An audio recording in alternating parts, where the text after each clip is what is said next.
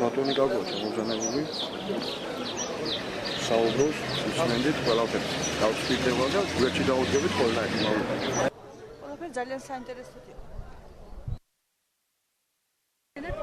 რა მნიშვნელობა აქვს რასაც კეთებს ერთი რო თქვა მეორეს დაწეთ მეორე რო თქვა არა დღეს ჩვენ მქონდა ჩვენს პოლიტიკურ აქტივთან შეხვედრა და ბუნებრივია ვილაპარაკეთ მომავალ არჩევნებზე და ვილაპარაკეთ იმაზე თუ როგორ უნდა დავამარცხოთ საქართველოს სერიოზული და ყველაზე მთავარი მტერი ვლადიმერ პუტინი და ბიძინა ივანიშვილი თავის ქართულ ოცნებასთან ერთად. ჩვენ თვლით რომ ქართული ოცნების დამარცხება ეს მარტივი და იოლი საქმეა და ცოტაა.